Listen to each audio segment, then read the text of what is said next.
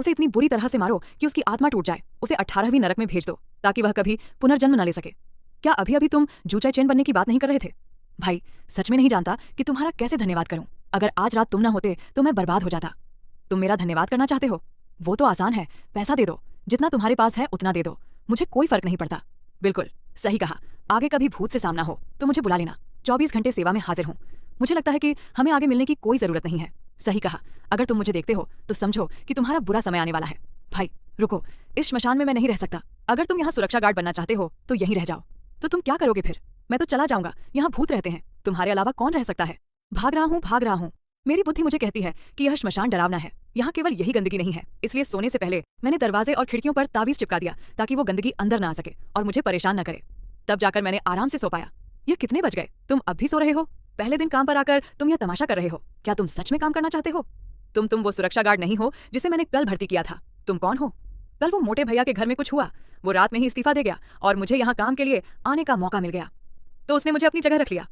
मैं इस श्मशान का मालिक हूँ, मेरा नाम सी है, बाय वे। तुम मुझे सी लाओबान कह सकते हो। नमस्ते जेलाओबान, मेरा नाम चनन है। इस साल मैंने 18 पूरे किए हैं।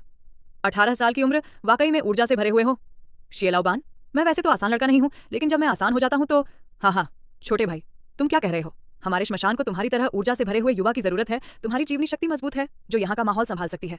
हाँ सही बात है, मेरे साथ चलो, मैं तुम्हारी भर्ती की प्रक्रिया पूरी कर दूंगा। साथ ही तुम्हें हमारे श्मशान के नियम भी बता दूंगा। तुम अभी यहाँ सुरक्षा गार्ड बने हो, कई बातें अभी नहीं जानते हो, लेकिन कोई बात नहीं, बस वही करो जो मैं कहूँ तो कोई समस्या नहीं होगी। यह श्मशान जरूर कुछ अनोखा है। कल रात के भूत भी अचानक नहीं आए, बल्कि कोई पीछे से उन भूतों को जीवनी शक्ति चूसने में मदद कर रहा है। वह कौन होगा?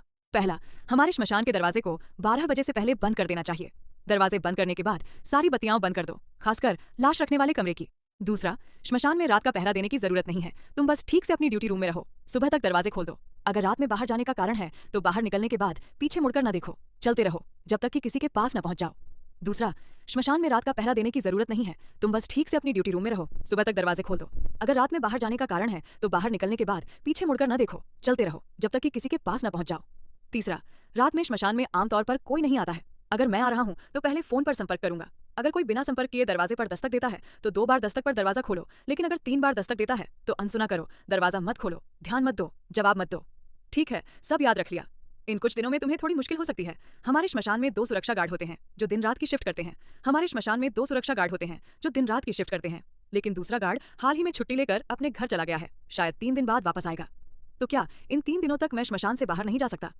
आज रात मेरी शौके यून के साथ मुलाकात है, मैं इंतजार कर सकता हूँ, लेकिन शौके यून का दादा और चाचा शायद इंतजार न कर सके। क्या तुम्हारे इन दिनों में कुछ काम है? हाँ, आज रात शायद बाहर जाना पड़े। अगर तुम बाहर जा रहे हो तो सुबह तक वापस आओ। अगर 1-2 रात बाहर रहते हो तो कोई बात नहीं, वैसे भी श्मशान में चुराने लायक कुछ नहीं है। तभी मैंने देखा कि शव जलाने वाले कमरे से एक दुबला पतला झुका हुआ बुजुर्ग बाहर आ रहा है। इस आदमी में बहुत भारी मृत्युगंध है।